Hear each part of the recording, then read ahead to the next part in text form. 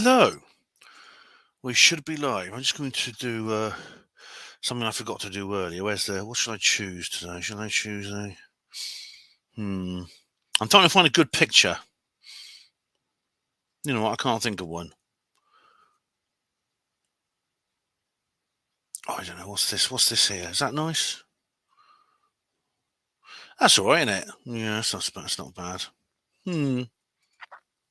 I might think of a better picture in a little while. But anyway, hello, everyone. Hello, hello. How are you all? Welcome, everyone. Oh, I am going. Yeah, I am going. Hello, everyone. I'm just checking how I was going now. I've already shared the stream around, but hello, all of you. Maybe I should just I don't know.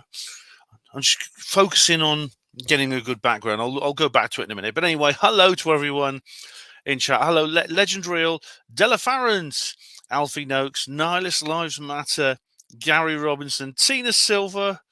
Says Gary, yeah, Jam Noise. How you doing? Israel Diego Rivera, genius to the real genius. And who else is there? Hello.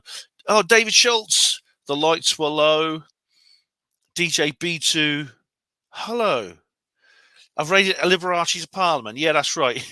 He's got the piano there, hasn't he? Yeah. Oh, I don't think he's got one anything that fancy. Hello, Welsh Ripper. How are you all? Yeah. I'm just going to try and find myself a better. I'm going to try and find myself a better background. Let's have a look. Virtual background. I'm just trying to think of something. So there's no theme for this particular. Someone was asking actually. I think which one of you was asking about what a theme for this particular video? And there isn't one really. Let's just try and find something nice. How about Oxford? Yeah, just a picture of Oxford. There we actually know where I am now. Yeah, that's it.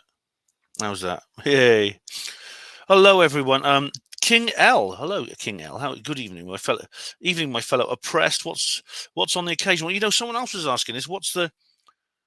Someone else was saying, Gary was saying, what's the subject of tonight's live stream then? Anyone know? Do you know what? There is no real subject. I've just called it I've never done one of these before, but I've just done too long since I did the last one. I've just called it that because that's kind of true. I have not done a live stream since it's actually on here. Let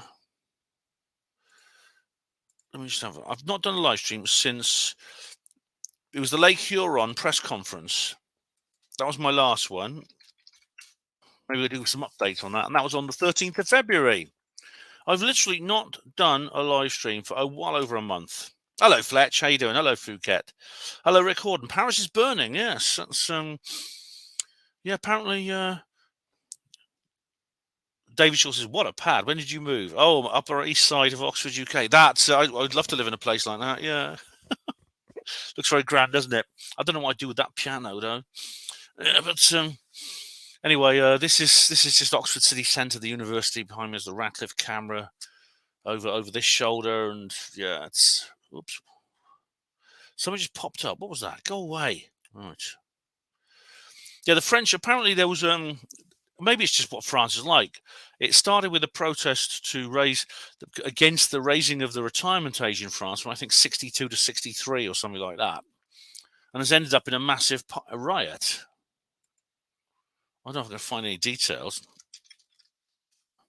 I'll go to the usual sources, mainstream, see what they have to say. Sargon did a video about it the other day. Yeah, King Charles's France visit postponed after the pension protest. They call it protests. I mean, they look like some kind of insurrection. I'm half expecting them to see them start lopping heads again, like they did what they normally do in Paris when there's some kind of civil war. Yeah, it's they don't want to risk. Oh, look at that! They're setting fire to rubbish in the streets and everything. Blimey. And of course, we in Britain, you know, they put our retirement age up to, I think it was from 65 to 67 or 68. And people just said, well, what's on the next? What's on the other side? What's on TV?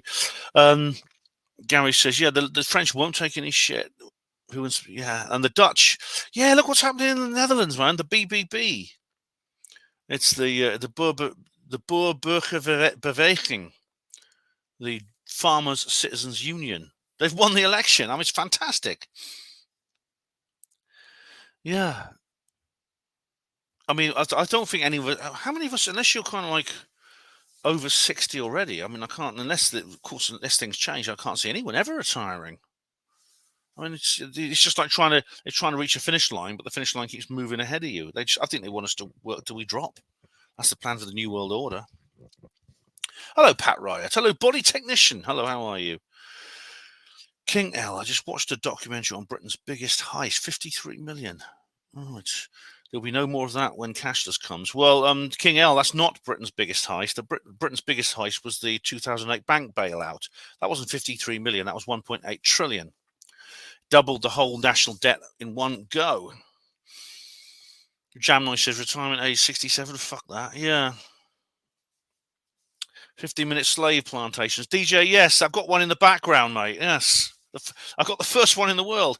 Can you believe there were some bastards? Oh, God, it's so frustrating. I don't think they were, I say bastards. I think it was just frustrating. But they were like saying, it's so, some people from somewhere in Oxford, I don't know them, luckily. But they just say, oh, I'm so happy to be living in the first ever. I'm living in the first ever 15-minute city. It'll go down in history. Yeah. Yes, they got away with 53 million, left 150. Is that the Brinksmat gang? How you doing, guys? It's good to see you. You know, I've just missed you. I missed you doing these. I've missed doing these live streams, and I haven't done one for so long. I just haven't done one for so long. It's really sad. I don't know how many of you read my latest HPANWO voice article. It's a bit depressing. I just came across these. I'll show you them to you. I just came across those. Whoops, what's happening now? Okay. Share screen. All right, I've already done that. There you go. I just came across this. Proper LTN bollards. Yeah, they just... I took this photo myself. They just bloody...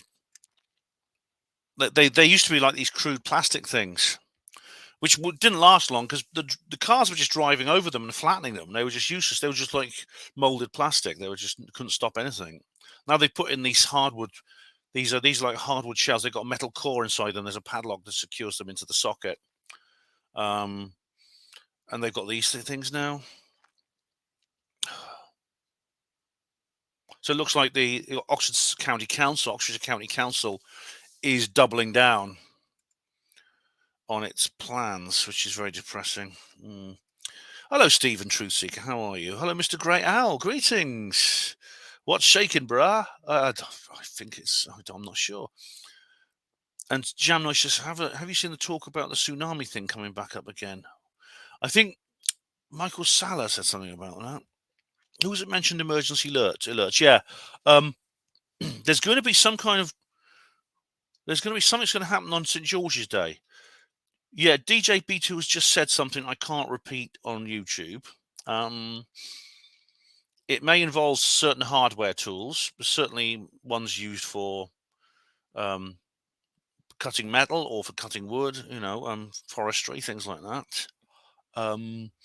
Obviously, I'm not advocating any kind of illegal activity here, you must understand. But if, for example, I happen to be walking past one of these LTNs and I saw someone doing something to the bollards, I would write a letter to the police straight away. I'll say that much. Yeah. I saw a bloody dust cart, right, going through them. Apparently the dustmen have the keys and they have to unlock them and pull them up, and then the vehicle goes through and then they have to lock them afterwards. It takes about 3 minutes and they get into terrible trouble apparently if they don't lock them behind them. God help us if an ambulance ever has to do that.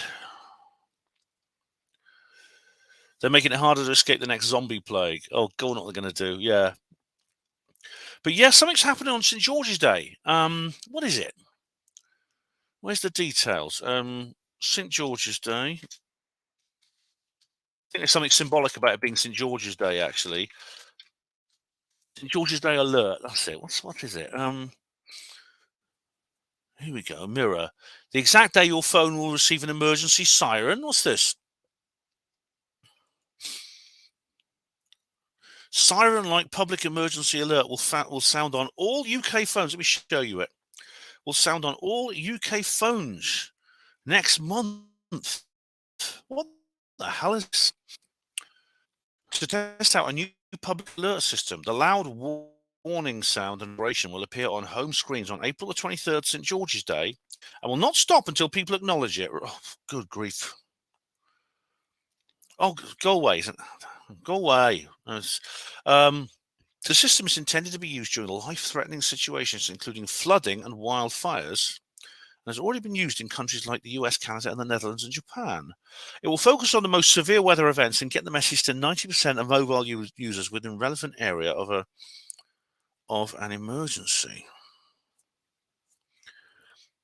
Chancellor of the Duchy of Lancaster, Oliver Dowden, said, "We are strengthening our national resilience with a new emergency alert system to deal with a wide range of threats, from flooding to wildfires."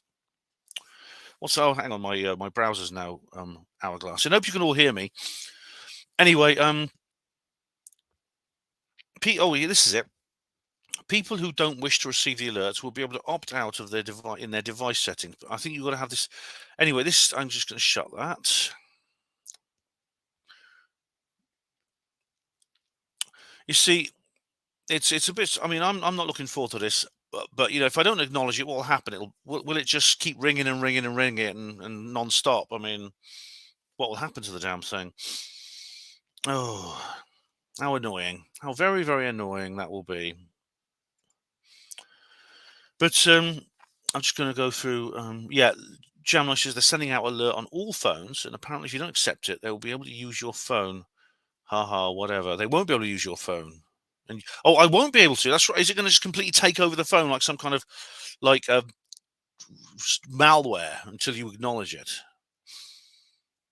I'm going to make it ring a nice long time. I think definitely. Stephen Truseek, I think the UK has been turned into a third world country. Yeah, I think the idea is for the whole world to be a third world place, I think. As Gary says, the phone alerts have been standard on US phones for years. Right. I have a USA cell phone, and you get woken up with alerts for parents taking their kids, etc. With alerts. Really? What about Mexico? Is that as bad? Oh. Yeah, it's bad. Hello, live streams recording UK. How do you do? David likes Friends, went to Oxford, and hello from ufologist Dave. Oh, hello. Yeah.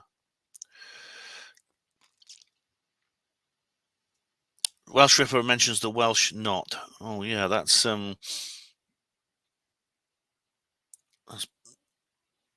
Della says the siren thing must be causing anxiety for people in domestic violence situations with secret phones who are planning to escape. Della, it could be, yeah. I mean, there are all kinds of risks associated with this, where you can't, you don't have control over your mobile device. You just have to you have this thing here. Do you like the case, by the way? Yeah, that was actually a viewer, a friend bought me that. Yeah, that's nice. You have you want to do one thing with your phone, and the government says no, you have to do another. Now, Gary says in Mexico, no alerts in Mexico, but in the USA, most days you get an Amber Alert 2014 Dodge Charger Blue, 2 kids, etc. Oh, bloody heck. This is like, well, surely if you're a mother or father, you know that anyway. Hello, colorist. How do you do?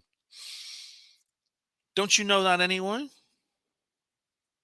Isn't it obvious if you've got kids?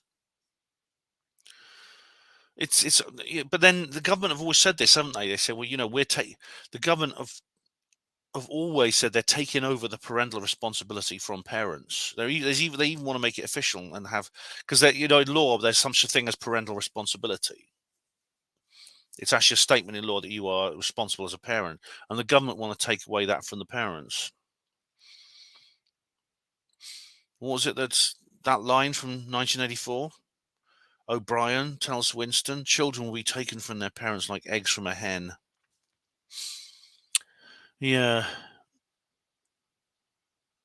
David Icke didn't have many friends, says Stephen. I knew one of them, and she wasn't from Oxford.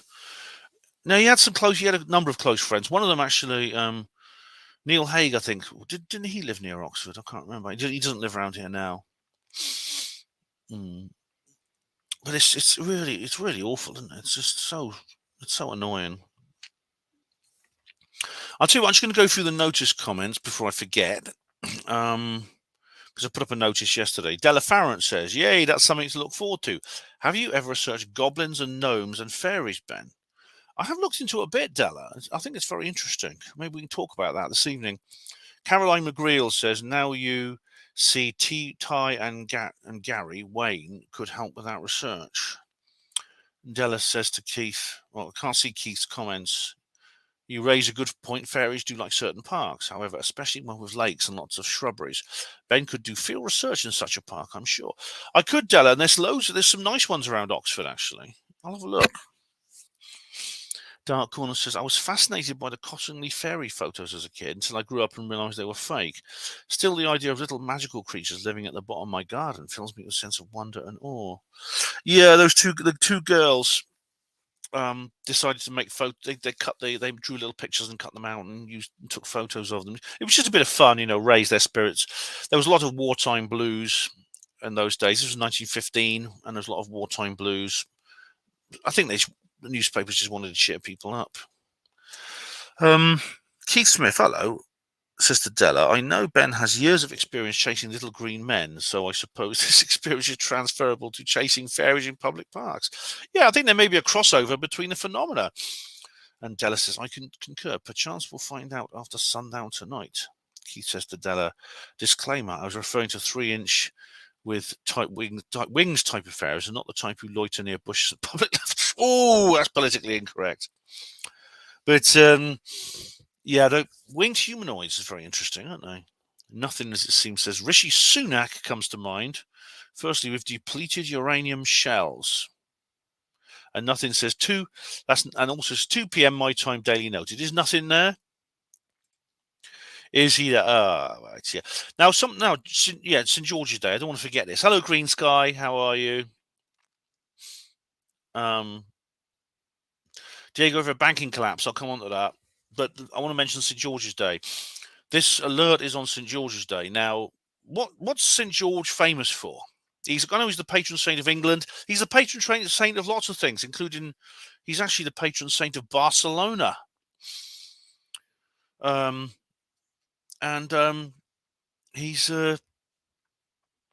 of course he slayed a dragon, didn't he? He slayed a dragon. But now it's like the dragon wants to get revenge. So the dragon, whatever that might be, whatever it symbolizes, wants to get its own back on the humans. Yeah, it just makes you wonder, doesn't it? Yeah. But so someone mentioned the banking collapse. Yeah. Do you want to bet? Oh, Livestream says Dave the ufologist from the Isle of Wight. Oh, right. There's hello. There's another famous David from the Isle of Wight, isn't there? Yeah. I wonder how he's getting on. I did watch Renegade, the documentary about him, which is really good. You get it on Amazon for it's only about £8, I think, and you get it on Amazon. It's really great. It really is respectful to him. It doesn't take the mickey out of him like so many of them do. There was an earlier one called David Icke, Was He Right? Now that's worth watching because it's got me in it. Yes, I do appear in it. I wonder if it's still on YouTube. I did download it just in case, so I can always put it somewhere out. David Icke, was he right? Yeah, because the bloody YouTuber. I bet you this. Oh no, it's here. David Icke, was he right? Full documentary. Yeah, because this is earlier. This was like much earlier. This was like about 10 or so years ago.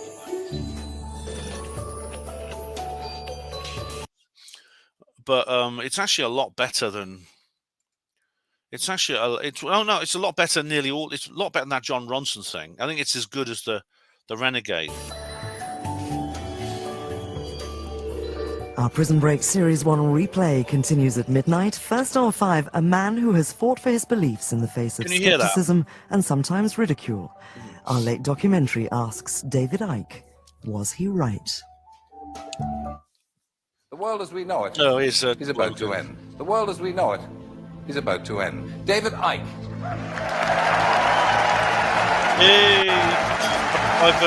You get the whole thing now. The whole David Icke Wogan interview's finally been published, and it's as awful as I thought it might be. And they really, I hate the way they treated him.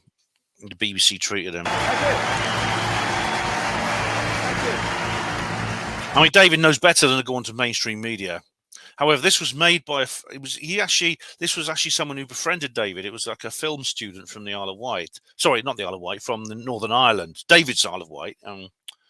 This is a film student from the Northern Ireland who became who really wanted to do a good film. Hang on, David Icke, was he right? I'm just going to put. Oh look, I've already put a comment on there. I'll just put a big yes. There we are. I'll put a comment. Was he right? Yes. Yeah. The greatest form of control is where you think you're free of an explanation that started to realize this interview was family. They were being laughed at, they were being ridiculed, they were being followed to school by journalists and stuff like that. But when I look at my kids now, not Jamie, he wasn't around at the time, obviously, but Gareth and Terry, was it Gareth there when he was young? They are what they are, as we all are. This was made like ages ago, 12 years ago. This was uploaded. All about this is like Renegade. Oh, and I'm in it, yeah, because I actually put a timestamp there. There's me in the white t-shirt. There's me. What I see, who's that handsome chap there? Want Brixton to show to people is that if you are saying there's something not right, you can see me several times instinctively that I wanted to talk in London. And there's me. We booked the Brixton Academy, not knowing what the interest would be. And the response was just incredible. Look at that. Look at all this people. The way it's going to be a sellout audience of in excess of 2,000 people. I love those Brixton Academy talks. They were fantastic. Nice to meet you. Where you come from? Sheffield. Sheffield. Crap, you're looking for all over the place. Okay, I'll see you later. What I want Brixton to show to people is that if you are saying there's something not right in the world, and you have feelings that there is some kind of conspiracy going on here, and I don't like what's happening. Well, look at the attendance of Brixton and know that you are not alone. Yeah, that's right. But yeah, look, there's me. Please. Thank you very much. There's me. I haven't got that T-shirt anymore. Thank you. May I ask you a question? Certainly. Why are you here? Why am I here? To try and get one or two answers. It's such a complex thing. I feel that mankind is doomed, basically. He's from North Wales, you can tell by his accent. So somebody ought to wake everyone up, and I think this is where David Icke is coming in. I think he's doing a fantastic job, and I mean that sincerely. Thank you so much. I intend to. No, I won't show you the whole. No, I'm not going to watch the whole thing, but that's worth watching, guys. That is actually really good. It's like Renegade. It's respectful to David. It treats his work. It treats his work seriously and doesn't take the mickey out of him like that stupid John Ronson shit thing did. Hello, Bumbleina. You were there too. Oh, nice one. If I'd known you back then, I could have. We could have said hello. Yeah. YouTube blocked your comment about shape-shifting reptilians. Now this lives matter. All right, them again. Oh dear. Hello, Hugo Rune. How are you? Hope you got the old spliffs ready. Hello, Ray Leonard. How are you? Yeah. How's things? But that's actually very respectful to David. It is. And of course, I was so lucky I got to see Renegade on the big screen. I was one of the few people on earth who actually got to see it because it was booked. Hello, Big Bird wears a strap on. What a name. How do you do? 69 Phuket said Robert Mugabe being citizen arrested by Tatchell. Yeah, he got in the car with him. You know, I mean, Tatchell, I'm not a fan of Peter Tatchell, but, you know, credit where credit's due. Oh, Ray Leonard, I've not read Alex Jones's book. I didn't know he actually wrote a book. He does a lot of TV where he rants at the camera and things like that. But yay. Martin Taylor, hello. I've got 50 views now. Yeah, I mean, I've been out in the wilderness a bit, not doing these live streams. You know, I like doing live streams like this. I couldn't think of a topic for tonight's live stream. I could have made it about the last couple of videos I did, the AI and the EVP and stuff like that. But I just decided No, I thought I'd do one anyway. Oh, thanks, Jam Noise says, don't forget the thumbs up. Thanks. Gary says, last time I went to the Brixton Academy was to see the Sex Pistols. Steve Jones put me on the list, so I was able to go to the VIP bar with all the celebrity scum. Oh, that must have been a few years ago, Gary. I don't think they're still going, are they? I mean, I got backstage with one of David's talks. It wasn't that one. It was one of the others. Oh, Jam Noise says, did you watch my video with the child laughing? No, I haven't. I haven't watched your channel, Jackie, since I'd watched your videos from Tenerife. But apart from that, I haven't watched your channel for a bit. I haven't had time. No, this lives matter. Lies, don't swear on my channel. Just said Steve mumbling.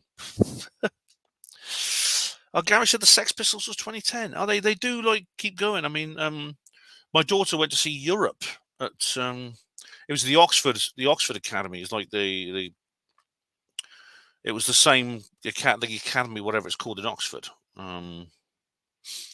Oh, Jam, you can hear a child laugh, and there was no child there. Have you got some EVP, Jackie?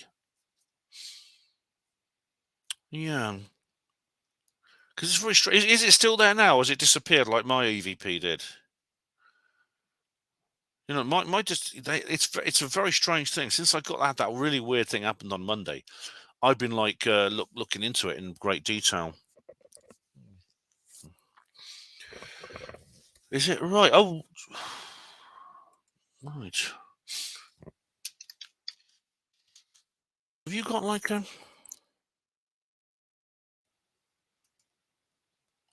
Which video is it, Jackie?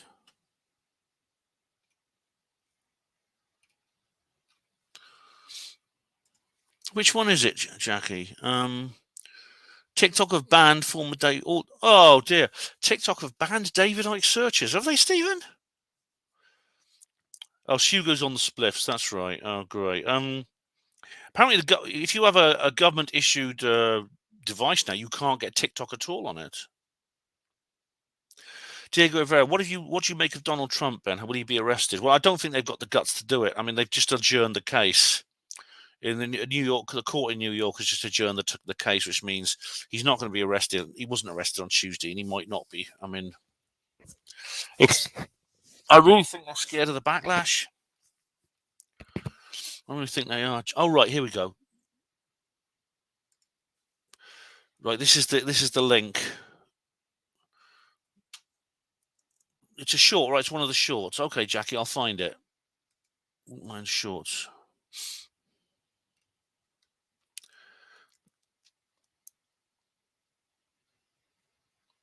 Oh God, there's one. What's this? Oh, I just need to get rid of hide that and just hide the message. I don't think I click. Hang on, how do I click the link from this? What's the video called, Jackie? There's one here. Oh, I just want to have a look at this one because Jam Noise has made her face look like. Oh my God!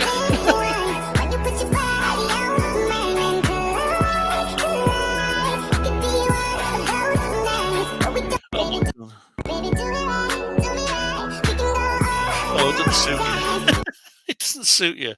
It's amazing what they can do now, aren't they? It's called Sweet. Right, you are. Oh, let me just find it.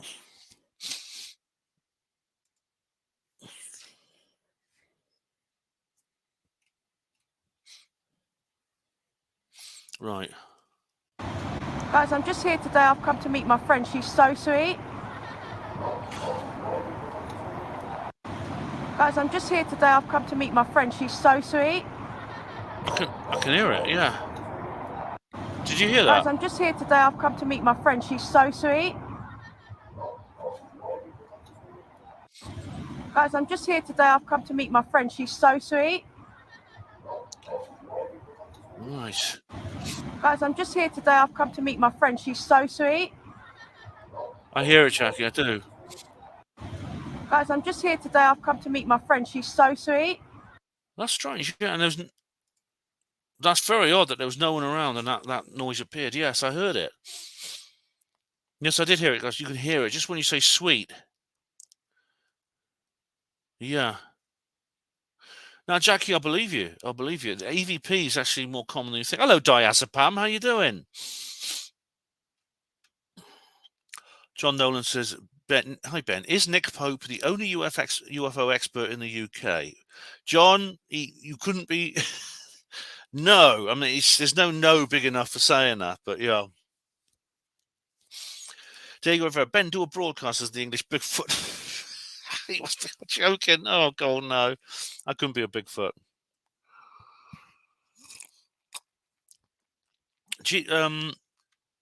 King L, Jackie said there was nobody around at that time who could have done that laugh. There was no kids there.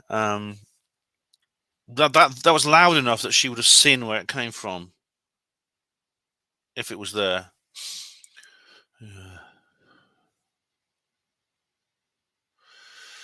Yeah. Well, you can't. It wasn't in the distance. It was quite close. I mean, that was quite something. I mean, these things are impossible to prove. I mean, you can't prove them. You see, it's like a seagull. That's a strange seagull. You can never prove these. You can never prove these things, though, can you? Okay. Body technician, are you speaking anywhere else this year? I'm speaking in loads of places. I've been booked already for in about a month's time. I'm speaking in Hampshire at an event called Encounters, the Encounters Conference.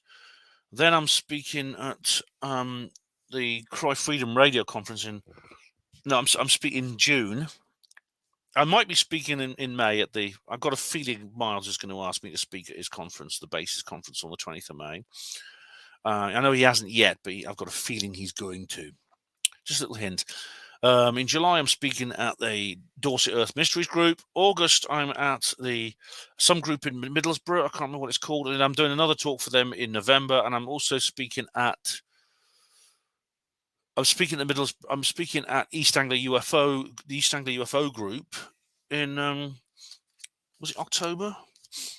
I'm doing something else in September. What is it I'm doing in September?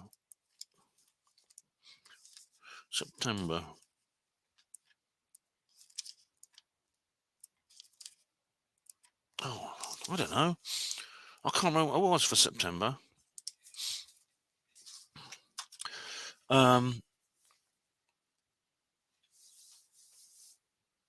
So where are we now?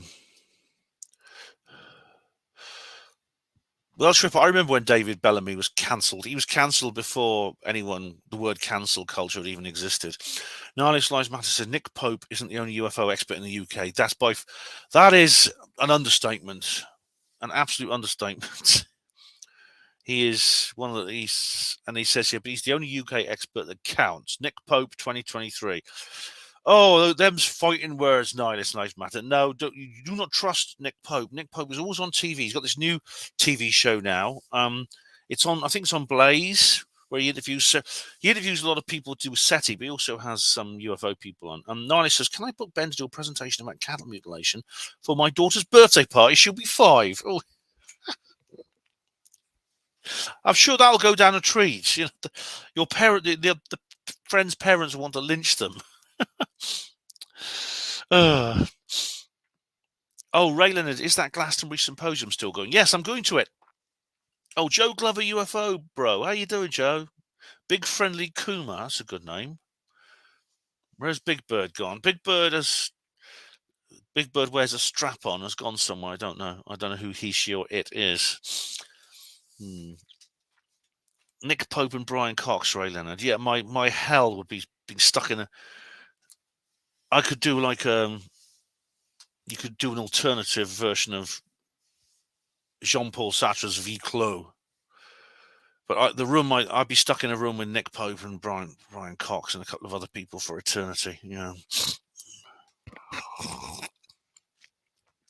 As that famous French phrase, les enfers, l'enfer c'est les autres. Hell is other people. I'd say l'enfer c'est Brian Cox and Nick Pope. Oh, no, Lightwell, don't confuse Brian Cox with Brian Blessed. Oh no, Brian Blessed. He left a comment on one of my videos. If it was the real one, it was. He left a comment. Big Bird says, I'm back, motherfuckers. Good. And you notice misspell the word, don't you? Yeah. And Diane Abbott, yes, she'd be the third, I think. She'd be the third. That's the trio of infuriation and madness that would haunt me to the end of the universe. Right. So someone's asking about the banking collapse. Well, funny enough, it was the Shaman of Avalon has just put something on Twitter about that. I follow this lovely lady from Glastonbury called the Shaman of Avalon, and I know her on. Her name's Annie. I know she actually uses her real name on Annie Dulevert. She uses her real name on Twitter. She was posting something about this, about the banking collapse. So Deutsche Bank apparently is on its last legs. It has been for a couple of years, but it's been bailed out so much. It's unbelievable. Where is it? Oh, she posts this lovely. She posts these amazing things. Where is it here? Here we are. Deutsche Bank. If it's Friday, it means the music has stopped. The chairs are all taken, and it's time for another bank to take a tumble. Yeah, I should retweet that actually, because ladies and gents, once that happens, once Deutsche Bank goes down, that's the central clearing bank of Europe. It's been ever since 2008. It's been in trouble. It has huge debts. It's had to shut a couple of times, and that will have a knock-on effect on all the other clearing banks in the continent. And just because we got Brexit, of course, it won't protect us.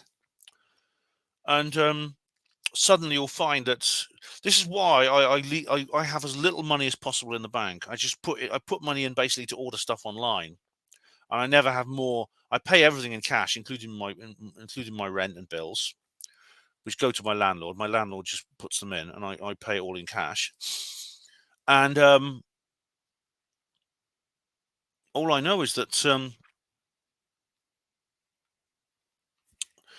that if you've got any money in the bank, get it out now.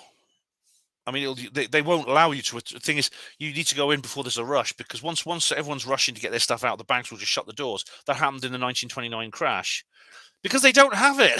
The thing is, they say you put something on deposit, they can't return it to you because they never have enough on deposit at a time, because they're always because most of it's like derivative shares and things like that, and so the best thing is get it out before the rush happens. Obviously, you don't want to be carrying massive amounts of cash around with you, so deposit it. It's best thing to do is like deposit it in a credit union or something like that, or buy gold. Just buy some gold with it. If you don't have to withdraw it to buy the gold. Just buy gold or crypto. That's the best thing to do. Because you know what's going to bring back the Bradbury. Yes, Welsh Ripper, bring back the Bradbury pound. Bring back the Ithaca hour. If necessary, buy up loads of local currency. Buy some of these because these local currencies. There is an Oxford pound now. I've got a few of those somewhere. Buy those up, because they'll be the only legal tender possible. It's not worth more than the paper it's written on now, because that you're going to get such massive inflation. It'll be like the Deutschmark in 1925. And when this happens, of course, what will the government do? They'll say, well, these currencies are now useless. We need to switch to the central bank digital currency. That's why they want to do it. And the more people who have cash outside the bank and the more cash is in circulation, the more difficult it will be to switch to the CBDC. Definitely, yeah.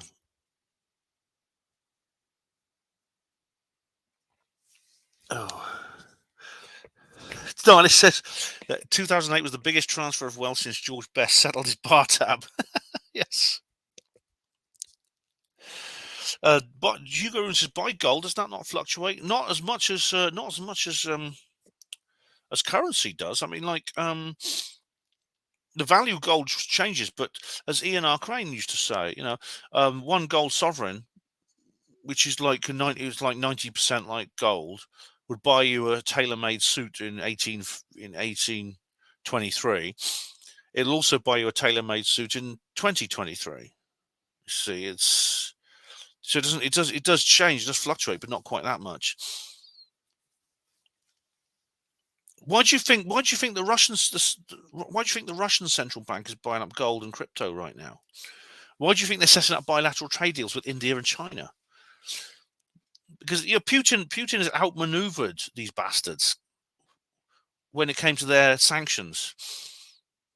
Nobody has been harmed by the sanctions against Russia except the ordinary people in NATO countries. Oh, I don't have all the information to hand right now. I was watching not Brian Rose. I forgot the guy's name. He did an interview with Molyneux, and he was talking about it. Certainly, don't leave stuff in the bank. Don't leave cash in your bank, whatever you do, because it's going to be worth nothing, and you won't be able to get it out. Hello, Williamism. How you doing?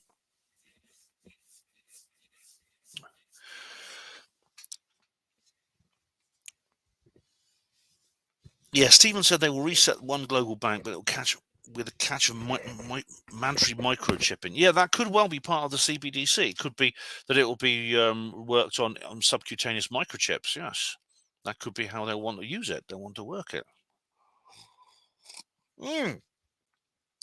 My dragon juice has become invisible.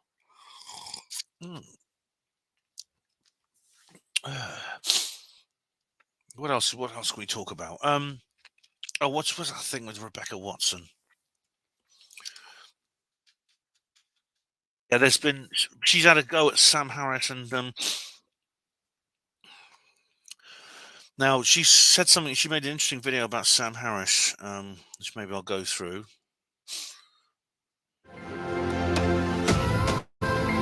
Now this is fair use. I won't watch all of this, but I want to watch some of it. This is fair use, guys. Etc. Etc. Here we go.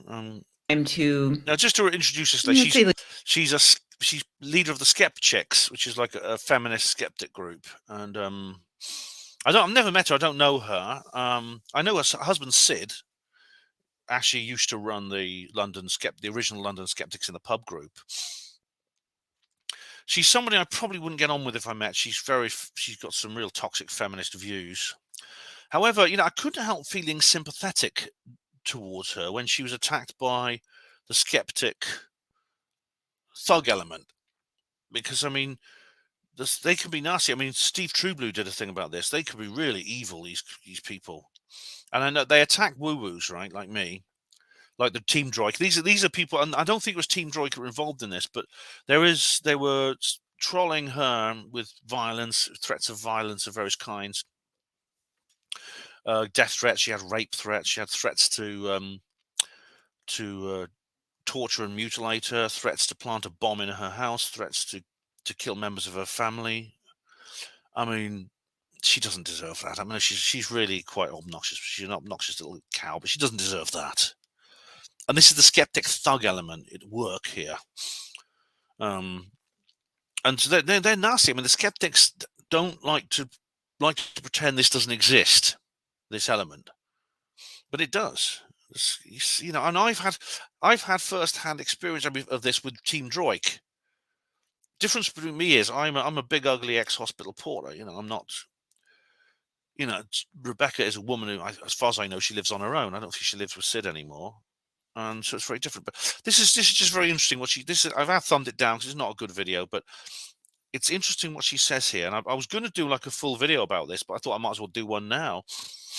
Like 2008 or so, I was enjoying my life as a noted atheist and skeptic, traveling around the world, giving talks alongside luminaries like Michael Shermer, who published. She had a big bust up with Richard Dawkins. I don't know if you know about Elevator Gate, but it's a long story behind that. But she had a massive bust up with Dawkins. He was the editor-in-chief of Skeptic magazine, and Sam Harris, author. You know, Michael Shermer is kind of on the fence now, don't you? Michael Shermer is he is what's the word? Wavering, shall we say? Isn't he? He may well turn out to be a woo-woo one day. He may cross the aisle. I'm just going to check your comments, guys, before I go into this video in more detail. I hope you guys are all right. I'll stop every so often to. Nice. What's a woo? I mean, yeah, well, woo is just their nickname for us, actually. Jam Noise, invest in weed, yeah. Funny if hemp has been treated as currency, over the years. It has. Woo-woo, someone who believes in UFOs, not just UFOs, but anything like skeptics don't believe in. If you watch my skeptic talk, actually in the long version of this, I actually mentioned Rebecca in the long version of this. Don't forget to 100 odd genders. All right, no, she is female. I think her pronouns are her. I think her, she, her. I think are her pronouns. Mustn't get those wrong. Anyway, where were we now? Yeah, here we go. Of The End of Faith and Letter to a Christian Nation. We would all hang out and talk. Yeah, those are Sam Harris's books, yeah. Talk about the things that we were skeptical about, gods, psychics, aliens, big feet. Big feet. Yeah, Rebecca. Oh God, I'd be arguing with her. I'd be arguing with her about feminism, but I'd also be arguing with her about all these other things. Wouldn't you like to be a fly on the wall there?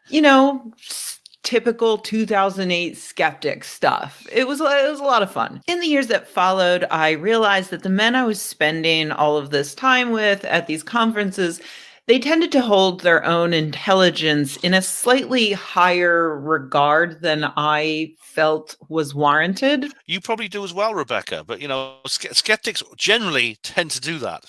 To put it nicely. And despite their claims to open-mindedness and their supposed commitment to challenging their own biases and beliefs, it was actually very, very difficult to get many of them to think critically about hot-button issues like climate change existing or sexism in the Western world. As for climate change, I mean, they do. I don't think they're not climate change deniers. I know those you can actually be just about in the skeptic movement these days and disbelieve in climate change. There was a guy, one of Rebecca's co-hosts on SGU, the guy who died. He was very sort of libertarian against climate change and stuff like that. But funny enough, Randy came out. He started posting some articles about how he was skeptical of climate change, and then he posted a massive retraction. He posted a massive retraction, and a big mea culpa kind of things, saying, "Oh, I was sorry. I didn't mean to do that. I've had a discussion with some other people, and now I've realized I was wrong." Like hell. More likely they just got to him and they said, "Randy, that's the wrong message, mate." World exist in.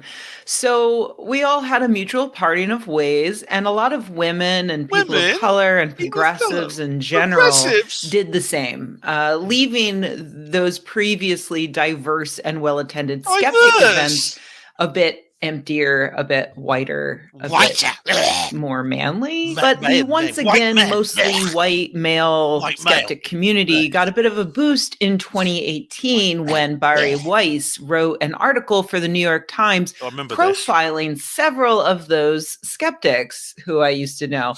Now, the renegades of the intellectual dark web. I've actually read this article. It's quite funny. It has to go Dr. Jordan Peterson, Sam Harris. They all form the intellectual dark web. Rebranded as the renegades of the intellectual dark web. Those renegades included Sam Harris, Michael Shermer, Jordan Peterson, Ben Shapiro, far-right eugenicist Douglas Murray, who I talked about in depth last year. No, but Douglas Murray is he's actually changed he's changed an awful lot actually in recent. Just literally in the last few months, and he's a lot more sensible now. The delightfully cringy title, Intellectual Dark Web, was coined by Eric Weinstein, who was a mathematician who decided that he and his... He's still a mathematician, Rebecca. He still is.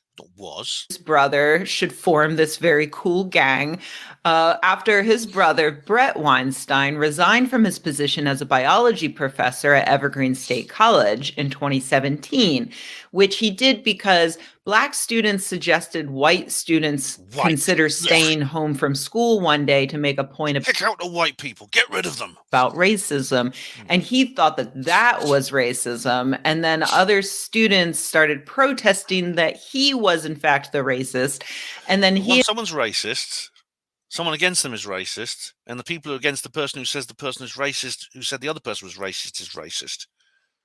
Yeah, I'm as confused as you. And his wife sued the college for not quelling those protesters, and they got a sweet $500,000 settlement from it.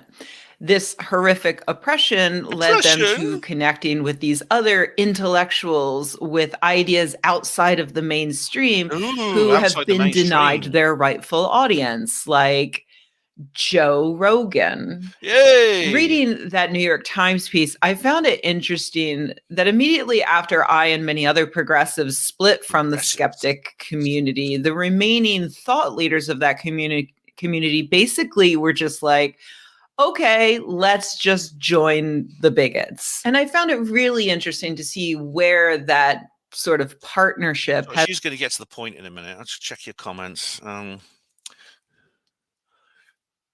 She's going to get to the point of the UFO. It's the UFO issues why I'm playing this. Who else is he?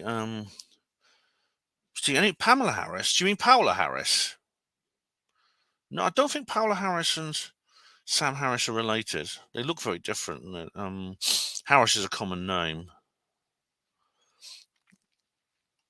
All right.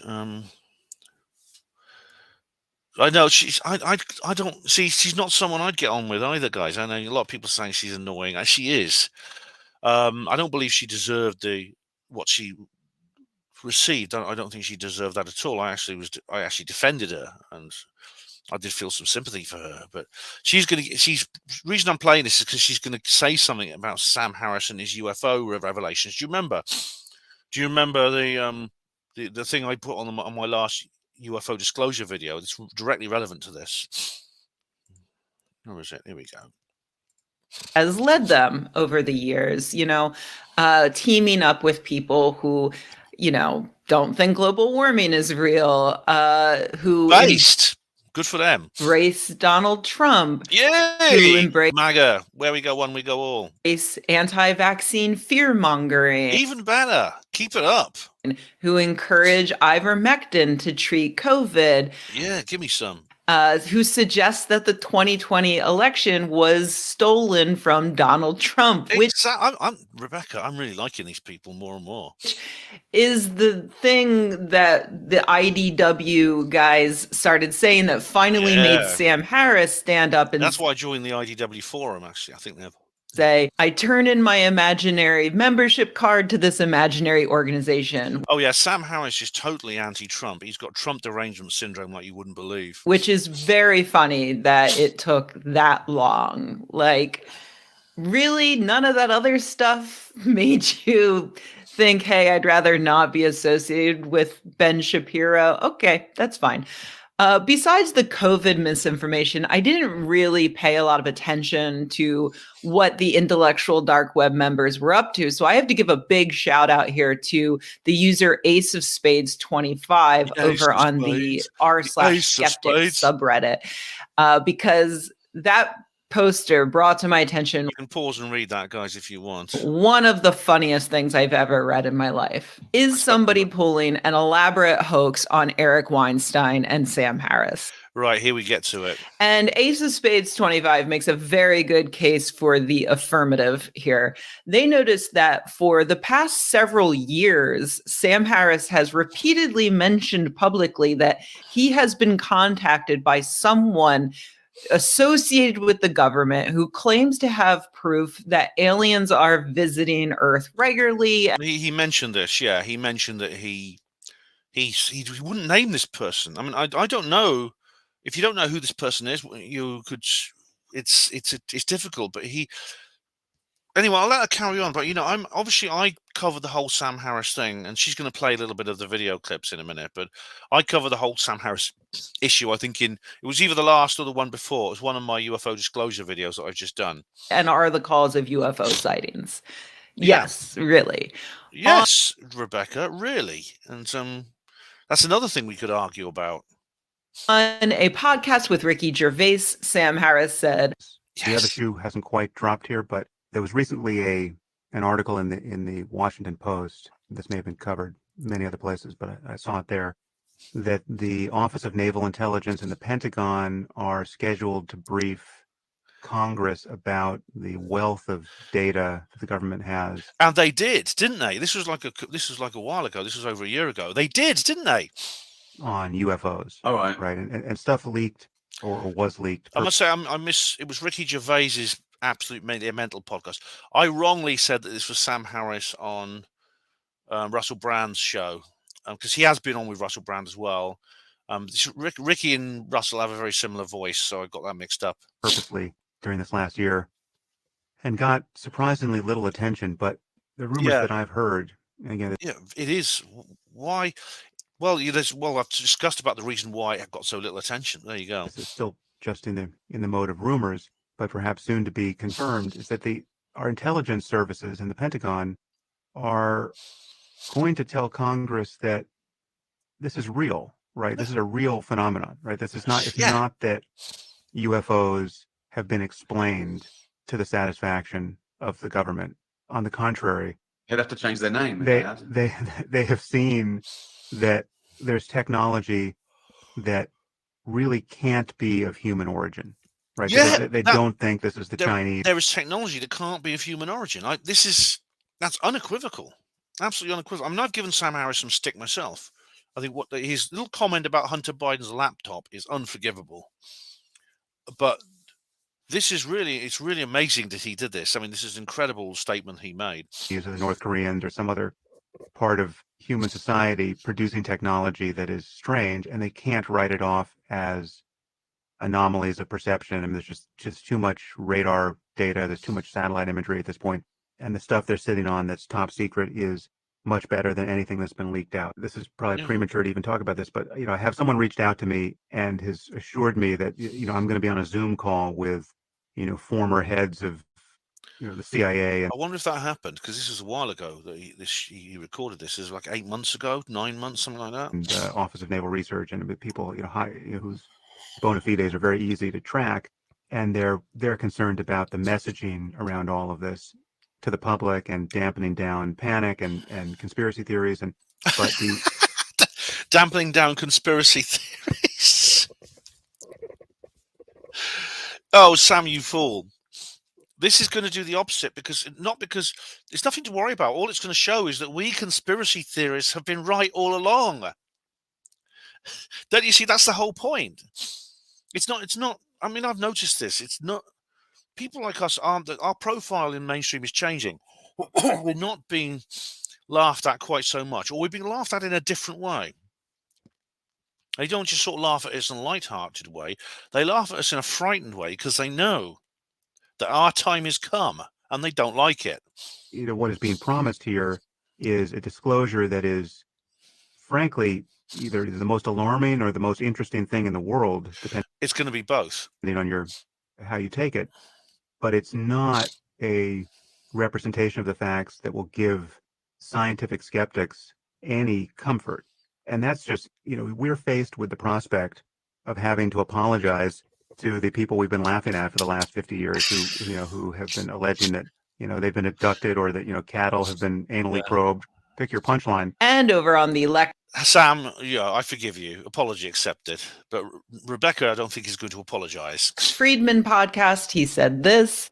What spooky things may in fact be true? I mean, I don't know if you've been on the receiving end of recent rumors about our conversation about UFOs very likely changing in the near term, right? But there was just a Washington Post article and a New Yorker article, and I've received some private outreach, and perhaps you have. I know other people in our orbit have people who are claiming that the government has known much more about UFOs than they have let on until now, and this conversation is about to become more prominent. And it's not going to be whatever, whoever's left standing when the music stops. It's not going to be a comfortable position to be in as a super rigorous scientific skeptic saying there's no there, who's been saying there's no there for the last 75 years, right? That is a massive understatement.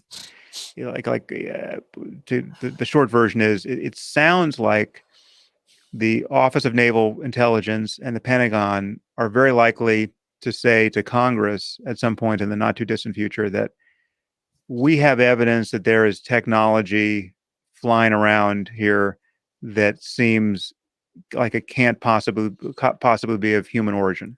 There you are. Now, I don't know what I'm going to do with that kind of disclosure, right? Maybe it's going to be nothing, no follow-on conversation to really have, but that is such a powerfully strange circumstance to be in, right? I mean, it's just, what are we going to do with it? Well, we did say this would happen, Sam. We've been warning you for decades now that one day you would have to eat your words. And Sam is being very, very he's being very mature, actually, and very rational and magnanimous about the whole thing.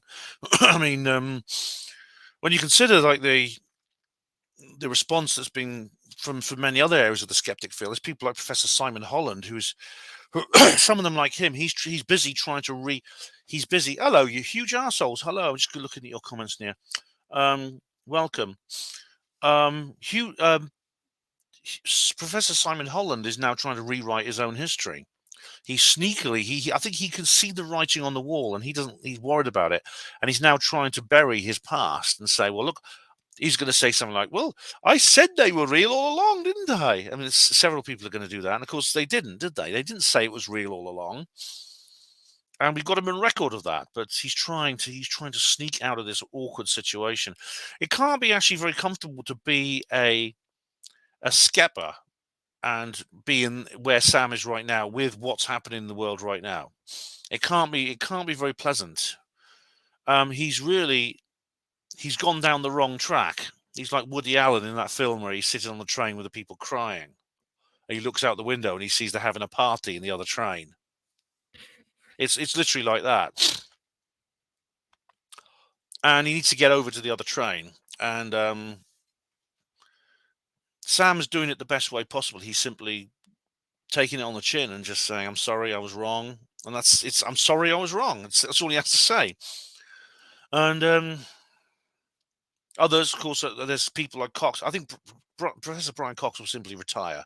He won't be able to do this because he has been the loudest voices saying it's all knobbers nuts, they're all crazy, there's no such thing, and everyone who thinks there's a knobber. He's been one of the most vocal people saying that. He can't do what Holland is doing. He can't get away with that. He can't say, well, I never said that. I always said UFOs were real. I've said so my whole life. He can't do that, you see. And at the same time, he's not as mature, and he doesn't have the emotional maturity that Sam Harris has. His ego will not let him apologize. He's too far up his own ass. Oh, thanks, Mr. Gray. You just got a background image for me. Thank you very much. Yeah, please do send it over. I can use it on future streams. Thanks very much, mate. Cheers. So let's go back to this video because let me just go to share screen again, and we'll go back to the video. With that, if in fact that's what happens, right? If in fact the considered opinion, despite the embarrassment it causes them, of the U.S. government, of all of our intelligence, all of the relevant intelligence services, is that this isn't a hoax. There's too much data to suggest that it's a hoax. We've got too much radar imagery. There's too much satellite. We mere civilian ufologists have been saying this for the best part of a century. Data, whatever data they actually have, there's too much of it. All we can say now is something's going on, and there's no way it's the Chinese or the Russians or. Now, I should point out there's other people who have the intelligence to see the writing on the wall. One of them is, of course, Lou Elizondo. He has quit the Pentagon to rough it as a civilian ufologist because he knows that's the way forward, and I think he's not going to be the only one. And of course, I mean, there's always going to be other opinions on Elizondo and people like him, Chris Mellon, Hal Puthoff. There's even like this. It goes from one extreme, saying, "Oh, they're definitely for real and they're our saviors," to the other end of the extreme, which is the the Hawley and Schill theory, which is basically everyone except Andrew Johnson is working for the CIA. I say let's cut a middle ground here. Let's not be excessively paranoid and cynical, but at the same time not be excessively naive. Because, yeah, we have to be on our guard against disinformation, but at the same time, if this really is a push for willing disclosure, this is an opportunity too important to miss. We can't afford to miss this opportunity, if that's what it is. Anyone else's technology. That should arrest our attention, collectively to a degree that nothing in our lifetime has. And now one worries that we're so jaded and confused and distracted that it'll get much less coverage than Obama's tan suit did, a bunch of years ago. It's just that did surprise me too, and it's this is why if I was writing Roswell Revealed today, I would write it somewhat differently, because I believe that disclosure will affect people in different ways. There'll be a few people like us who will be very enthusiastic and excited about it. There's some people who will freak out, but the majority of people, I think, will be very indifferent to it. Which is why in Roswell Rising, of course, a novel of disclosure, my book here, available at all good bookshops, price £10. Just check you can all see it. There you go. All right. People early on in the novel, when disclosure happens, of course, people do freak out. A large number of people freak out. Probably I'll write that slightly differently now, knowing what I do now, or thinking what I do now, which is that they probably wouldn't freak out quite as much.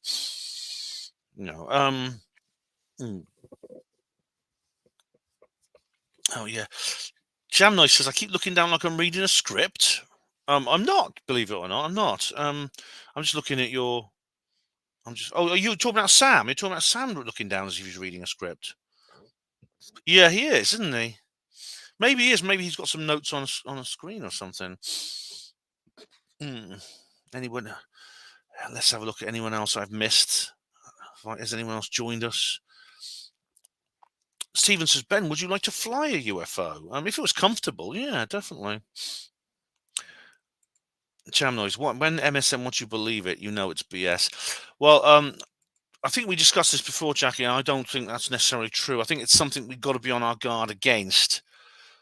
But it may not be completely that way anymore. It could be what if the white hats have taken over everything? Someone says here, Bojo wasn't. No, Bojo's a prick. I've gone off him completely. Surely you must know that. If you were anally probed, what? I don't want to even think about that Williamism. All right. Mr. Spoon murdered the Moomins.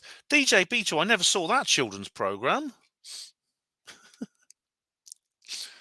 Oh, well, I'm glad I didn't see that, because I'd have cried my eyes out if I'd seen that. Anyway, let's get back to Ms. Watson. It's who knows how we'll respond to that, but it's just to say that. Now, when Harris says he knows other people in our orbit have also heard from this little green man whistleblower. Yeah, I wonder who they are. It looks like he's talking about Eric Weinstein, originator of the intellectual dark web. I couldn't believe that, actually, because have you seen Weinstein on the Joe Rogan Experience? I think Rebecca's going to play a clip from it. Himself.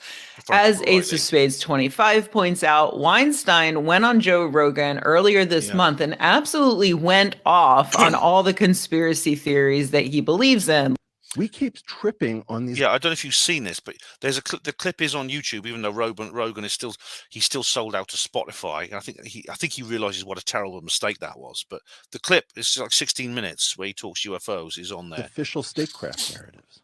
That's why they won't let us question the Zelensky stuff. They won't let us question the origin of COVID. They won't let us question the vaccines. They won't let us question whether there are therapeutics. What caused this shift in you to think about UFOs and UFO reports as being credible? Because we're talking theoretically, and you're talking about your understanding of dimensions. Because I thought it was a smokescreen that we were using to do aerospace engineering projects. I thought that's not a very original idea, and it's actually quite fashionable now. And I know there's some people who still believe it. There's some people who still literally believe that UFOs are engineered neo-mythology that has been created simply to launder more down-to-earth secret projects such as spy planes and things like that. So if you want to build a secret spy plane, right, you don't do it somewhere very, very quiet and don't, this is what I would do. I'd do it somewhere very quiet and I'd never tell anyone about it. I'd keep it quiet, right, so no one knows about it. But apparently that's perhaps not what they do now. What they do now is they invite everyone to come and look at where they're developing this secret spy plane, and they build little fake UFOs to fly over it, because apparently some people think that that's going to draw attention away from what's really going on. But of course, if you think how badly that could backfire, it's unbelievable. It's like two burglars or two bank robbers stealing money from a bank. One of them takes it into the middle of a wood, buries it, makes a note of the tree in code, and just goes away and doesn't tell a soul. The other one puts on a striped jersey, a mask and a cloth cap, and carries a bag with the word swag written on it, and he jumps up and down on top of where he's buried the money, and every time a policeman walks by, he says, "Excuse me, Mr. Policeman, hello, could I have your attention over here for a moment, please? Just to let you know, there's no money from a bank robbery buried underneath me, okay? Just unicorn bones." Which of those two stashes do you think is going to be found first? Which of those two bank robbers is going to be caught first? So Eric just fell in for this same mistake as well. He got taken in by this, but I think he's seen through it. Thought it was like Operation Fortitude or Operation Bodyguard, right. And so it's like, okay, please don't bother me with your sci-fi stories. It's space opera, for the same reason that I don't go into a Scientology center and spend all my time thinking about Xenu. I'm not going to spend all my time worried about space opera. And what changed? Meeting an enormous number of very sober, very grown-up people who seem to be changed, alter, and believe that this is real. I have met an enormous number of people. They're everywhere now, yeah. Now, who had personal, firsthand, like sober people who've had crazy firsthand encounters. I don't understand how they're doing it. Everyone used to laugh at people like that, but they're not laughing anymore, are they? As Nigel Farage said, "You're not laughing now, are you?" This is actors. Very often it's unwanted. It ruins their lives. It's sad. I ended up in San Marino at Lou Elizondo's invitation. Oh, wow, Lou couldn't come, so he was at the San Marino gig. Yeah, funny. You don't write off the little countries, as I said to Steve Bassett. In the 70s, it was Grenada, wasn't it? So Eric Gary and the Gary Initiative, before he was deposed in a coup, and that ruined the whole thing. But now it's San Marino is the little country who's like leading this charge now. Maybe because little countries have nothing to lose, do they? They're just so small and insignificant. They don't have to worry about their position on the world stage. Ended up speaking in Lou's place at a UFO meeting. It was crazy. But I met so many people who were just like, Eric, let me explain my experience to you. And I'm just not prepared for these highly detailed stories that have so much similarity one to the next. Like the Skinwalker Ranch thing on the History Channel looks incredibly junky, put out by Prometheus Entertainment. I know Brandon Fugel, the owner of the ranch, and I know Eric Bard. We keep talking via phone. Eric Bard is like almost the only other person who has some idea of what differential forms are, tensor analysis is. He's a sober, normal human being sitting out there on a ranch trying to figure out what the hell he's looking at. I don't think he's lying to me. Sam Harris and I were both contacted saying that there's a disclosure planned. And this is much more recent if you look. It's February the 22nd of this year, so it's only a few weeks ago. There's big updates, and we need you to communicate this news to the world. There's disclosure about a specific technology. About something. I mean, more or less the way this works, it doesn't matter who you talk to. Something is huge. I can't talk to you about it because you don't have clearance. But we're going to fly out to Colorado Springs, and we're going to show you some stuff, and you're never going to be the same. Right? Like, okay, I'm on standby. My process, Joe, is that I'm very open-minded, but I have a very strong filter before I'll say, yeah, that's true. That's real. Okay. That freaks people out. Like, why are you even talking to these people? Well, because I know the history and you don't. So I was open to this. Sam was open to this. And it's Lucy in the football every goddamn week.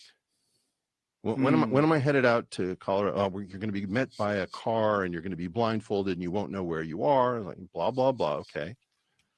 This week? Someone offered me that. I'd take it. I'd do that. Next week? The week after? Oh, no. If something's come up on the hill, things getting crazy. We're going to be talking to some very big people. I can't talk to you right yet.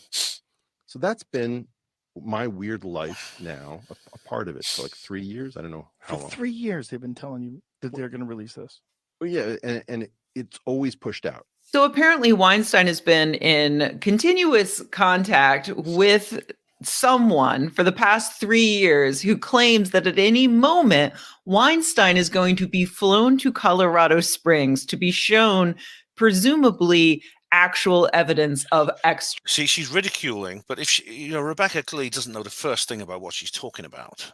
Anyone who's looked into the UFO scene for the last 5 or 6 years will know that what Weinstein's talking about is deadly serious. Extraterrestrials any moment now. His bags are packed, ready to go by his bedside. You just let him know, mystery man. I would do that. If someone made me that offer, I'd do it. This is all absolutely hilarious to me because well, it would be because you don't know anything about it because you're a skepper. Someone called me claiming to be a current or former and you hate white men. Government agent with incontrovertible evidence of an alien encounter that they needed communicated to a larger audience, I would reply, why are you contacting me and not the New York Times or other members of the main? Again, you see, you don't. This is kind of like, again, she doesn't really quite understand how these flows of information work and about how whoever's behind them, the white hats behind them, might choose. They might choose somebody like who's on the periphery of the media rather than someone in the middle of it. Especially someone who may be connected, for example, to the white hats through, what I can't talk about, the number 17. I better. She'll freeze like that if I leave her like that. Mainstream press. But the members of the intellectual dark web do not say that. And I can only imagine that this question doesn't even occur to them because they honestly believe that they are always the right men for the job. Maybe it's because you haven't been privy to their private conversations, Rebecca. You don't know exactly what these people have said to them verbatim. Of course, we've got to be on our guard. We all remember the Benowitz affair, which is why when Greer comes out with, I believe this and I believe that because Richard Doty told me, I think, oh, God, Greer, you fool. That's another guy who can't control his ego. But again, what if this is not what it appears to be? We can go with the paradigm of prevention and we can just miss out on the entire party, but then our grandchildren will curse our names for not taking this opportunity. Why wouldn't they be the best choice to release this absolutely life-changing information Well, maybe they've explained that, Rebecca. To the world? They're the intellectual dark web, or, well, one of them still is, I guess. As someone who has made a study of con artists and their cons over the years, I know that one of In other words, you've done skeptic. You've done the skeptic scene, Rebecca. That's what you've done. And everything's a con. You've done the whole James Randi thing. James Randi is a proven liar. Sorry, you shouldn't speak ill of the dead, but he was. And there's many, many others like him. As people like Michael Shermer are realizing now. A lot of these people in this intellectual dark web you despise so much are former skeptics who have sinned through the skeptic milieu, which you haven't yet. Best traits a con artist can identify in a possible victim is hubris. The other trait is greed. So if this is someone pranking or trying to con... Well, you see, she might be right. That's the problem. And which is why, but I mean, she is jumping to conclusions because she doesn't like these men personally. I think she's jumping to conclusions about what actually motivates them, the kind of experiences they've had, which they haven't talked about. And the contact whatever contact it is they've had from the inside, if that is what it is, and it's not just some con. Now, I mean, I admit it could be that. I mean, if it is a con, it's nothing to do with greed. It's probably another Benowitz affair type thing.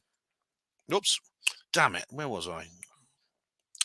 I've lost my rings to be shown, presumably alien encounter, that they needed communicated to a larger audience. And I can only imagine that this question doesn't even, as someone who has made a, so if this is someone pranking or trying, is hubris.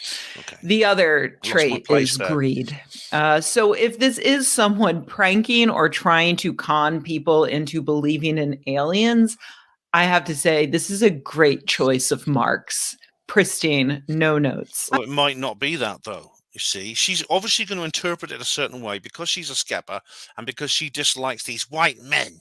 I'll end by pointing out the irony of what has happened to these skeptics over the years. When I joined, everybody agreed that there was no credible evidence that UFOs were alien spacecraft. Yeah, and you were completely wrong. We all agreed with James Randi, who wrote in 1982. Oh, Mr. Honest as the day is long, Randy, who's been caught out lying at least 3 times. That the flying saucer delusion is another example of wishful thinking, poor research, and outright fraud. Just one sentence. That was 1982. And so by 2008 or so, many of us were suggesting that we skeptics turn our focus to new types of pseudoscience, especially those that might seriously screw up future generations, like anti-vaccine misinformation and far-right white supremacy. White supremacy, white males. Now, things have just slid right on back. The skeptics have embraced the far-right white supremacy touted by their IDW fellows like... Oh, you mean they've dared to question feminism? I mean, I know she's, to be honest, I do got to think of someone in her position as a feminist herself. I mean, the thing is, how likely, I mean, I can't help feeling sorry for her. And I think to myself, well, she's not going to change her mind because of the experience she's had at the hands of the skeptic thug element. You know, they're not exactly endearing themselves to her and trying to, you can't change someone's mind by like hurling abuse at them and causing them so much harm and so much misery that they have to call the police. You know, if they hadn't done that, would she be more or less likely to change her mind? You have to treat people who disagree with you with kindness and understanding. You have to realize that they are not, people don't choose their beliefs, and these are not necessarily bad people. They may be misguided. And I think she is, both on the skeptic side and the feminist side. So it could be that thanks to the trauma she received, any mindset she might have had to look at the other side of the story has been beaten out of her. And if she has, then I'm afraid it's the skeptic thug element at the 100% to blame for that. Ben Shapiro and Douglas Murray, the anti-vaccine misinformation spread by Joe Rogan and Brett Weinstein, and now... Don't get me started on that. I can't even talk about... I can't even say what I want to on YouTube about that. Now we see that the slippery slope is carrying them straight back down to the bottom with credulously believing an obvious hoax about aliens. Why is it obvious? It's not obvious at all. I mean, for someone who looks into this in detail, I can say it's absolutely the other way around. I eagerly await the next intellectual dark web pronouncement on how astrologers might actually be onto something, or like Mary Toft really did. That'd be fun, wouldn't it? Pluto has just entered Aquarius. Have you seen that? Yeah, I mean, I have an open mind when it comes to these things. Did give birth to a litter of bunnies. Eric Weinstein knows because he talked to somebody once, and they talk about straw manning, Rebecca. Sounded pretty sure about it. So, oh, what a cute doggy! Hey everybody, thanks for watching. If you enjoyed this video, please give it a like. That was a cute doggy at the end. Makes all the difference, doesn't it? It really does. So, guys, how are you getting on there? Kevin Michael Green, hello. the real problem is she's a wholly pernicious individual. She's not someone I could get on with, certainly. However, her own behavior may be a result of people. She herself has had enemies herself who are pernicious. Someone says here as well, or is it the smugness of Rebecca? Yeah, she is smug.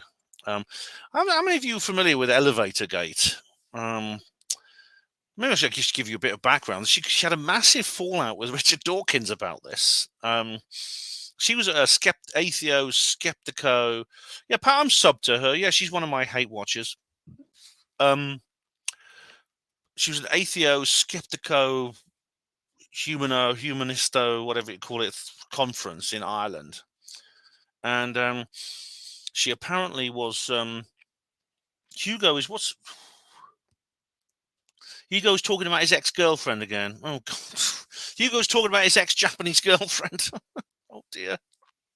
Well, I'm pleased, I'm pleased you were happy, Hugo. I know you're a single guy now, but I'm glad you were happy, You had a nice, sometimes it's just because you split up. Well, maybe people do split up. I mean, I've split up from people. It doesn't mean I regret anything. So, yeah. So what? I'm pleased for you, Hugo. You were happy at that time. Good. I'm sorry it didn't last.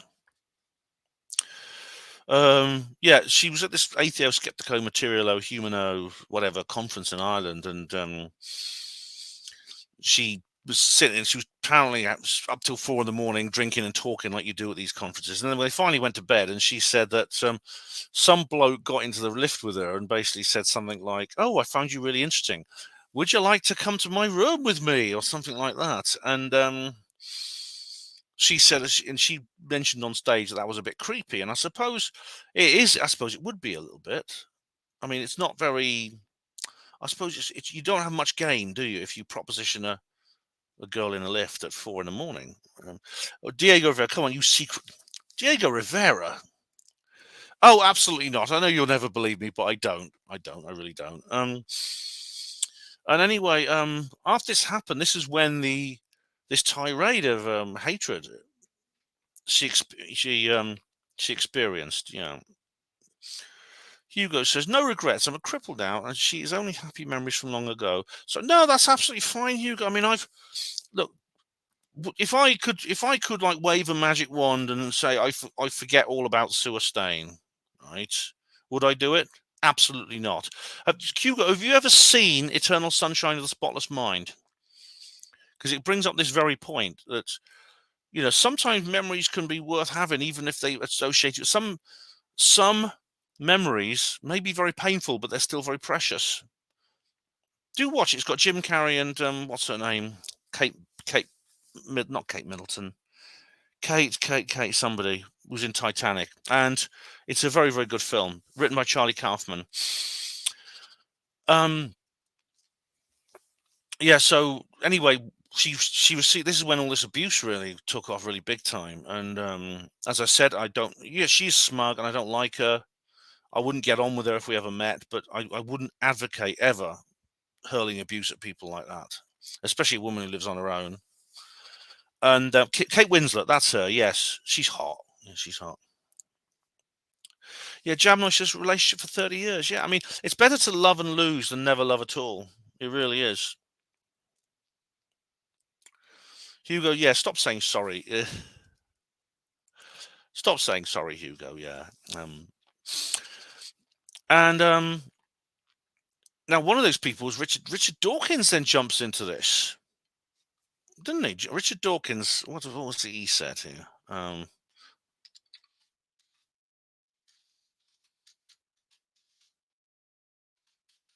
right. Yeah, Rational Elevator Gate. He wrote a response. He wrote a blog response entitled "Dear Muslima." Yeah, Rebecca. She I won't go into it in great detail. But basically, Rebecca tells her to stop whining, and he writes this very sarcastic kind of mock letter to her. where he's saying, well, how horrible, how privileged she is compared to so many other women in the world, which is true. To be fair. In fact, white Western women, she moans about white people and white Western women and stuff, but they have by far the best life of any woman who ever lived. And so Dawkins, maybe he's got a point, but the thing is, it was very tactless, and I think he was unfair to her, and she of course responds in exactly the same way. She responds by writing an article on Skeptic called "The Privilege Delusion," to strike back at Richard Dawkins in exactly the same tone.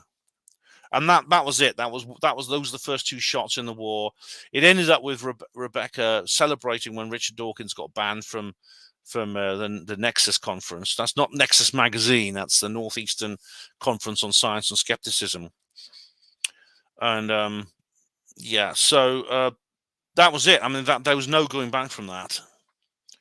And Rebecca said to Nexus, "Well done for dumping the toxic sludge that is Richard Dawkins." And yeah.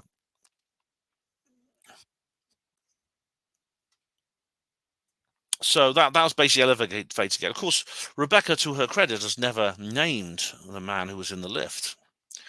However, Bronx Blogger is pretty convinced that the man in the lift was actually Richard Dawkins himself. And I don't know if that's true, but it would fit to a lot of things. It would fit with a lot of things. It would fit with the fact that she doesn't want to name him. She's being professional about it. That's good. I think that's a good thing. She's doing that. It would fit with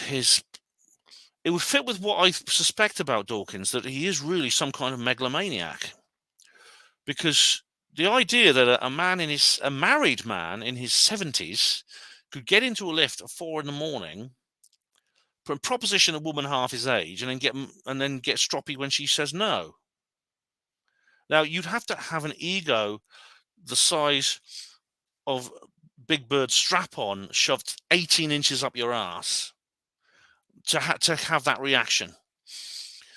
I mean, when people are drunk and tired, they do stupid things. I've said and done stupid things in those situations. If I were Dawkins, I would simply apologize. I'd say that was a stupid, dumb thing to do, and I apologize. Doesn't matter who Rebecca Watson is. It doesn't matter what her personality is like. That's still a crude, tactless thing to do. And I'd just say, I'm sorry, I shouldn't have done that. But he didn't. And it was war. I mean, this is what I mean when these people like Dawkins are just they're so full of themselves. I could talk for hours about Dawkins. I really could. But anyway, that's the interesting video I wanted to show you. I was going to do a little thing about. I was going to do like a little video about that. Maybe one of my UFO disclosure videos. I might bring this up on one of my UFO disclosure videos. I don't know. But it wouldn't be much point, because DJ says feminism tends to turn people's minds into concrete unless they resist it. It's designed to. It is designed to, DJ. It was invented for that purpose. It was invented by basically the sister, Emmeline Pankhurst, for example, one of the leaders of first wave feminism, was connected to the Communist Party. Yeah. Oh, right. Oh, Della. Oh, my God. I was distracted talking to my brother. I heard what you said about someone putting something very large up their bottom. Oh, my God, Della. Oh, my goodness me. I've just realised how this could, if you don't hear all of it, it could be misconstrued. Della, it's not what it sounds like. If you listen to the recording, you will understand. I'm not going to repeat it, but yeah. But, Madonna's new boyfriend is 29, and no, he's not blind. Madonna, oh yeah, I was listening to that. I'm watching the video Like a Prayer and listening to it, and I really enjoyed that song and the video. And I just think to myself, there was actually a time when Madonna was good. She was good and she was attractive, believe it or not. And yeah.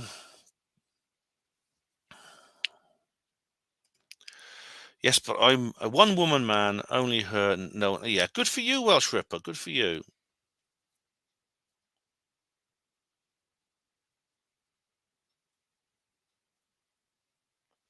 I don't know any woman that are feminists as portrayed in the MSN or social media. Well, social media tends to exaggerate things, don't they? I mean, it tends to make caricatures out of people. You know.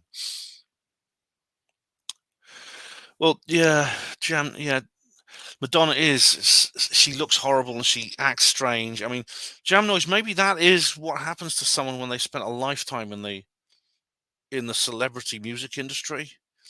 I know that I'm sure Mark Devlin would have something to say about Madonna. If I haven't heard her talk. I haven't heard him talk about Madonna, but you just imagine what he'd say about that.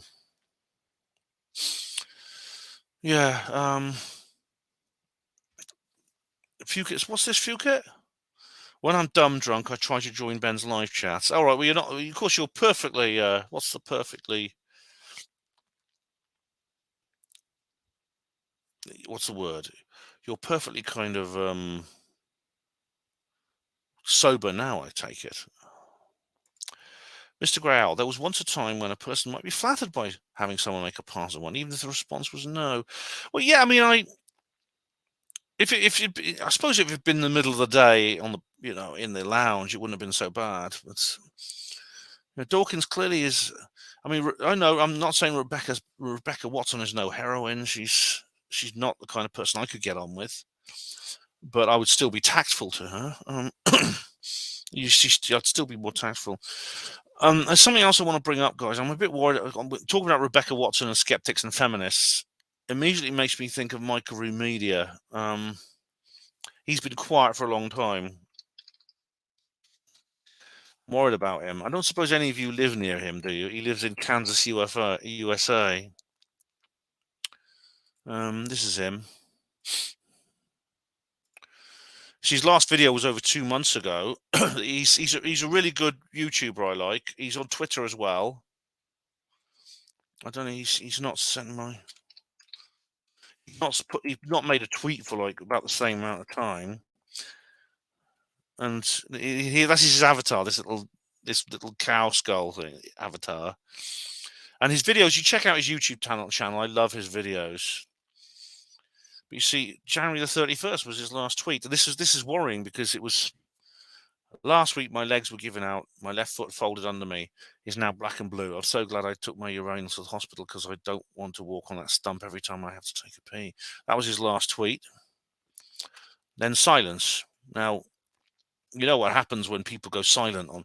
See, based on what's happened recently with Gareth Davis and people, and when people go quiet online, I tend to get worried. I tend to suspect the worst.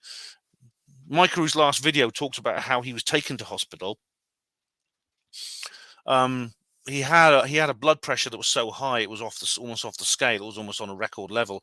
They gave him emergency medication to bring it down. That was his last video. And then that was like about a week before this last tweet, and then silence. And I called the hospital, and they said there's no one there of that name. But all they could tell me, he wasn't a current inpatient. And hello, Nocturnal Frequency Radio, how are you? Jam Noise said something. Someone wants me to answer a question. What is it? What question, guys? What question? So I have fallen behind now with what's going on. Serious question. King L.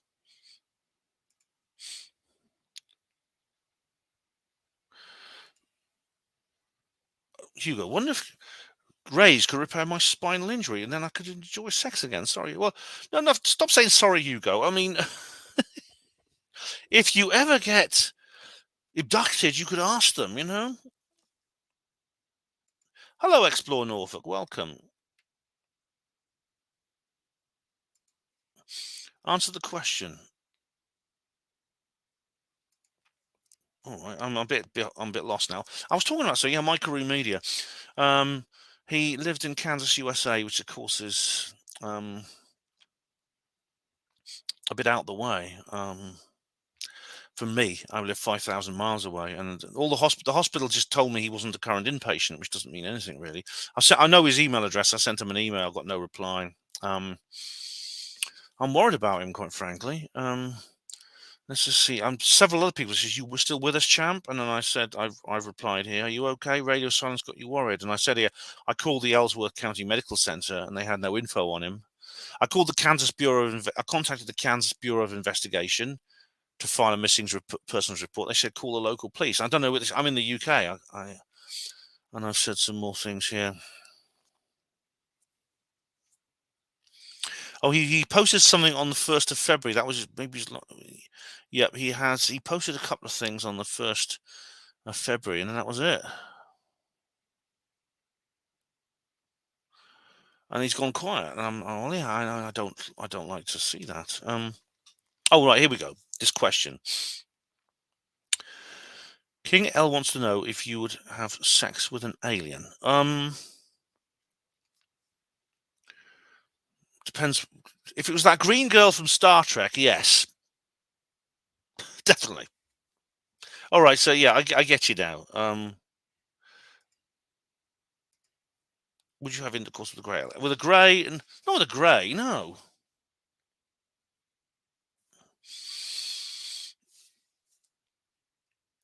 Right, some people mention Mark Devlin thinking the Earth is flat. Yeah, Mark has his own ideas, and he's entitled. I don't get angry with.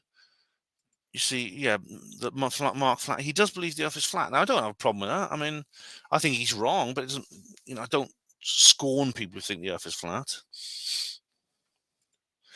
Stephen Shoeseeker, if the Earth is flat, why do we have day and night? Rabbit hole alert! Rabbit hole alert! A 3-hour live stream is coming up talking about the flat Earth. Oh God.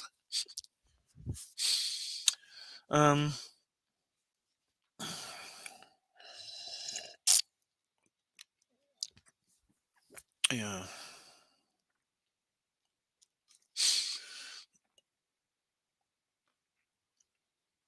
Anyway, guys, is there anything else? I've been going for like an hour and 40 minutes. Does anyone else want to add anything? I can't think of anything else to do in this little live stream. Like I say, it's not a live stream with a particular theme. I will do another live stream with a theme at some point. I am actually next week. Maybe I better get another comment reply video in before I go away, and I wouldn't mind doing another graffiti video just so I can get all. I need to clear my phone of all what's in there now, and I've got a load of videos to do with graffiti in my phone. So I might do another graffiti video. I don't know if it's not long since the last one, but I might do one before I go away because I'm going to be away for 4 days next weekend, leaving on Friday. Yes, you'll know about it when I get back because I'm making a video about it. It's the actual Weird Weekend North, and I'm making a video about it. So yeah. But I think I need to get another comments reply video in. I know it's a lot long since the last one, but the bloody the Apollo hoax thing has been kicking off again, and it just seems to take over everything. It does. So I sent you something. What was it I sent you? I don't know if you got my text message. What was it I sent you? I sent you something interesting.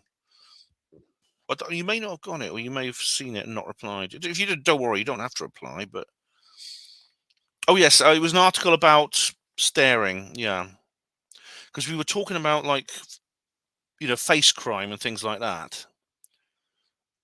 And I wrote an article about.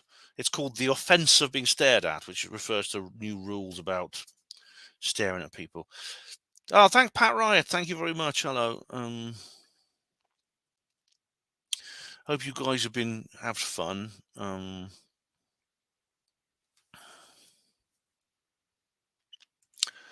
Mr.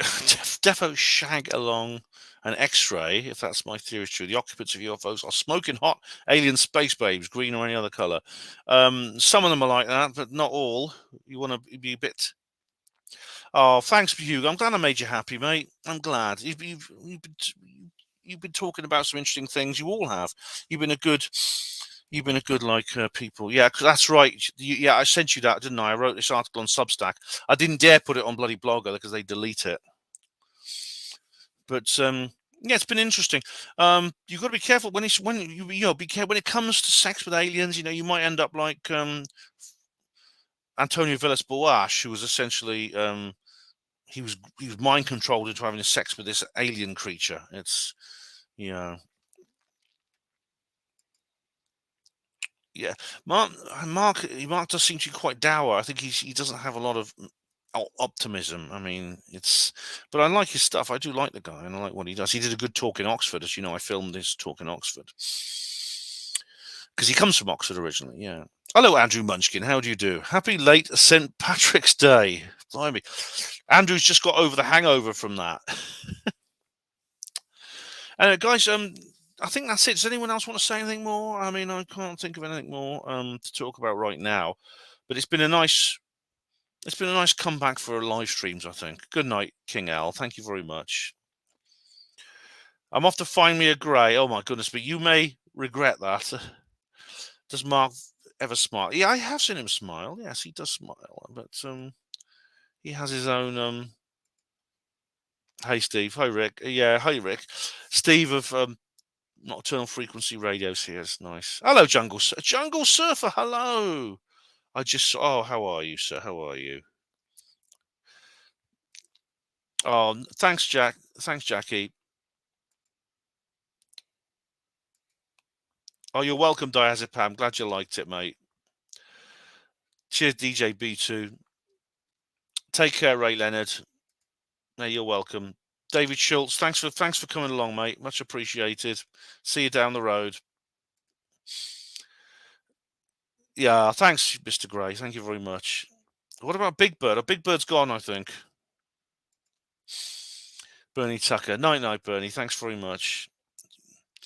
There'll be another one very soon. You guys want to do at least 2 next week. Yeah, I haven't. Now, Jungle Surfer is someone I can't. Night, Fletch. Night. Darren, thanks very much for watching. I watch. Sorry, I talk to Jungle Surfer all the time on Facebook, but I haven't seen him on YouTube for a while. Cheerio. But Jungle Surfer, it was nice to see you, mate. Nice to see you. How's Beatrice? Is she all right?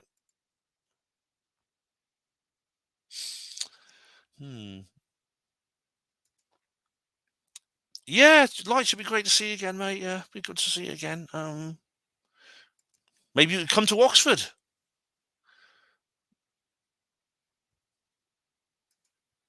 Thanks, Alfie. Much appreciated. I love that politically incorrect avatar you've got there, mate. I'm surprised your channel hasn't been shut down. Delis. Thanks, Delis. How you doing, mate?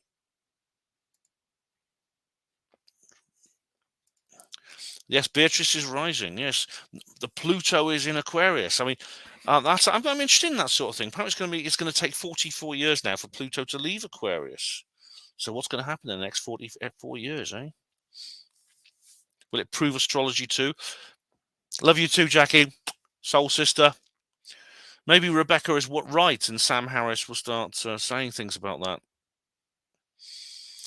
Yeah. You guys are fantastic. Obviously, this would be a very boring live stream if it wasn't for you guys putting comments in. Very boring indeed. Stephen, you're Aquarius. Good on you, mate. Good on you. You have an age dawning within you. Yes. This is the dawning of the age of Aquarius. I love doing that. I'm glad I got the chance to do that new presentation with the that one. The apocalypse one. I'm glad I did that now because doing it in studio was okay, but yeah. Anyway, guys, see you then. Night.